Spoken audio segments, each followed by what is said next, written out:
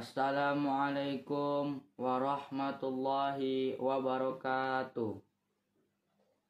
Alhamdulillahilladzi at'amana bi ni'mati iman wal islam wa akramana bi fardhi sholati was siyami wa naflana bi i'tikaf wal qiyami wa sholatu wassalam ala Muhammadin wa ala alihi wa sahabatihi wa min tabi'ahum bi ihsani ila yaumil qiyamah, amma ba'du. Yang utama sekali, marilah kita ucapkan alhamdulillahirabbil alamin. Karena marahmannya kita diberi umur panjang, dan karena marahimnya kita diberi kesehatan, sehingga kita dapat berkumpul dalam acara thalabul ilmi ini. Salawat berangkai salam marilah sama-sama kita junjungkan kepada Nabi besar Nabi Muhammad sallallahu alaihi wasallam dengan selalu mengucapkan Allahumma sholli ala sayyidina Muhammad wa ala ali sayyidina Muhammad. Dengan selalu mengucapkan salawat, insya Allah kita akan diberi syafaatnya di dunia maupun di akhirat nanti. Amin ya rabbal alamin.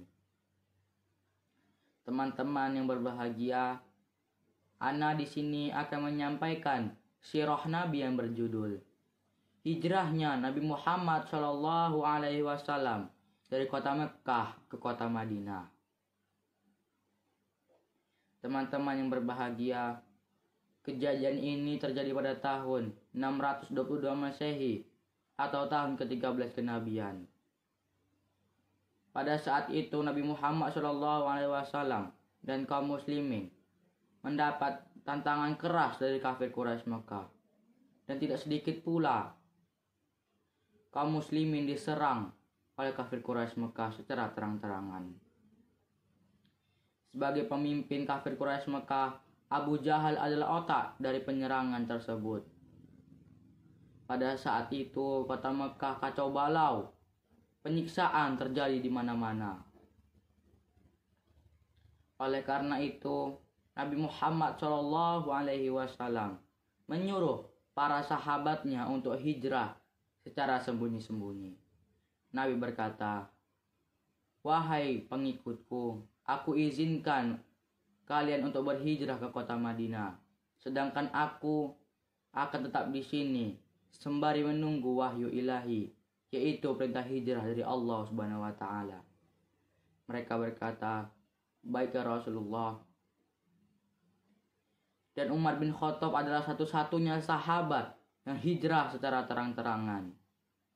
Karena kafir Quraisy sangatlah takut pada Umar bin Khattab, karena Umar memiliki badan yang kuat dan ahli dalam bertarung. Mendengar berita tersebut, Abu Jahal mulai gusar dan khawatir ajaran Nabi Muhammad SAW akan semakin luas dan akan semakin kuat, dan akhirnya mereka akan menyerang kekuatan mereka di kota Makkah. Abu Jahal berkata, aku harus membuat rencana untuk mencekal hijrah Muhammad. Wahai saudaraku, kumpulkanlah para kabilah kafir Quraisy Mekah untuk berkumpul di Darun Nadwa malam hari ini. Baik ya Abu Jahal. Setelah kabilah kafir Quraisy berkumpul, salah satu dari mereka berkata, "Baguslah jika Muhammad pergi dari Mekah. Kita tidak sulit untuk mengusirnya." Salah satu dari mereka berkata lagi, "Penjarakan saja Muhammad itu agar ia membusuk di dalam penjara." Abu Jahal berkata, "Tenang wahai saudaraku, janganlah engkau gegabah. Aku memiliki satu rencana yang jitu untuk mencekal hijrah Muhammad." "Apa itu wahai Abu Jahal? Pasti rencanamu itu sangatlah bagus. Katakan wahai Abu Jahal." "Kita kumpulkan para pemuda dari kafir Quraisy untuk mengepung rumah Muhammad." Tetapi Nabi Muhammad SAW telah mengetahui rencana itu dari perantara malaikat Jibril. Malaikat Jibril berkata, "Wahai Muhammad, janganlah engkau tidur di tempatmu pada malam hari ini. Sesungguhnya Allah Subhanahu wa taala menyuruhmu untuk hijrah ke kota Madinah."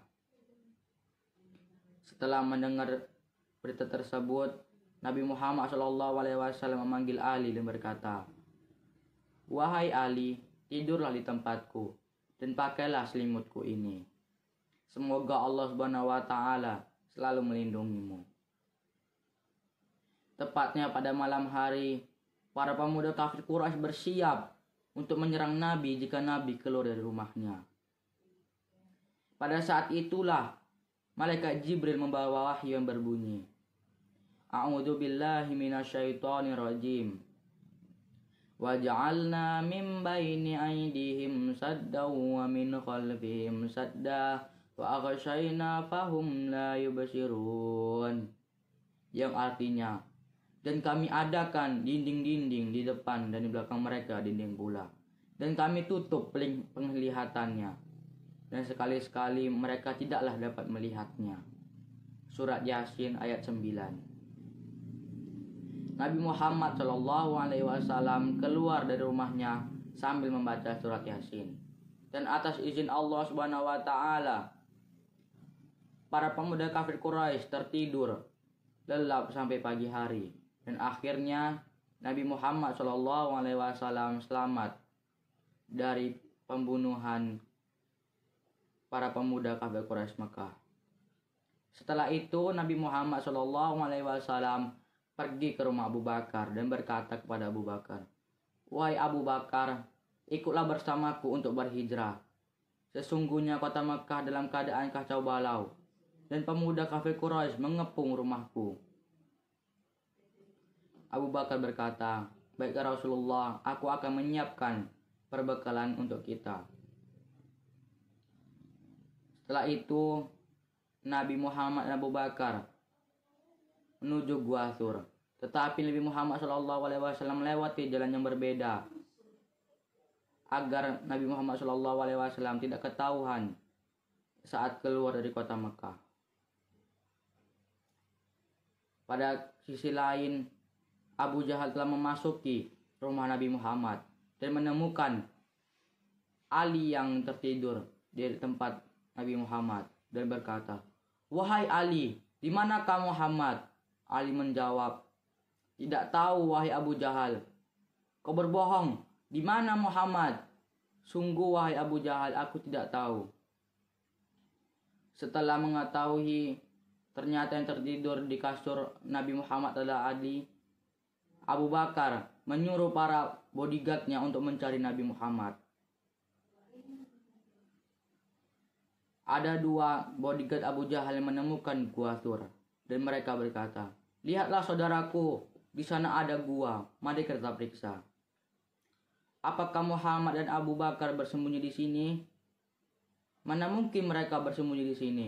Lihatlah, ada sarang laba-laba di sini. Jika mereka bersembunyi di sini, pastilah sarang laba-laba ini akan rusak." Dan akhirnya mereka melanjutkan perjalanan untuk mencari Nabi Muhammad. Setelah keadaan aman, Nabi dan Abu Bakar melanjutkan perjalanan menuju ke kota Madinah. Saat sampai di kota Madinah, Nabi Muhammad SAW disambut dengan baik oleh kaum Ansor, yaitu kaum asli kota Madinah. Setelah memasuki kota Madinah, Nabi Muhammad ditawari untuk beristirahat di rumah salah satu penduduk. "Wahai Rasulullah, ikutlah denganku untuk beristirahat di rumahku."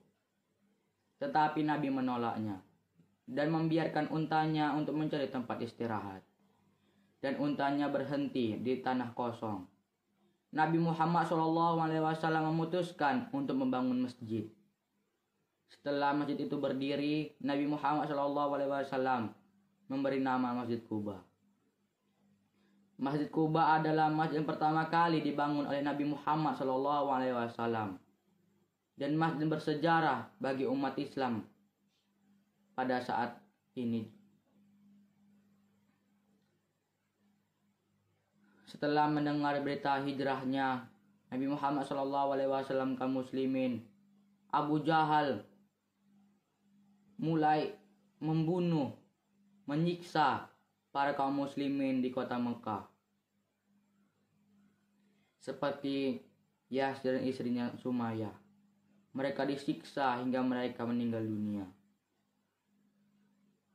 Teman-teman yang berbahagia, hikmah yang dapat kita ambil dari cerita Nabi ini adalah, marilah kita contoh sikap kaum muslimin pada saat itu. Meskipun mereka disiksa, mereka tetap sabar dan takwa kepada Allah. Dan marilah kita tingkatkan ketakwaan kita kepada Allah Subhanahu wa taala agar kita menjadi orang-orang yang beriman dan termasuk dalam golongan Nabi Muhammad SAW. Teman-teman yang berbahagia, hanya ini dapat Ana sampaikan. Bila ada kesalahan datang dari Ana sendiri, bila ada kebenaran datang dari Allah Subhanahu wa taala. Ana akhiri, wassalamualaikum warahmatullahi wabarakatuh.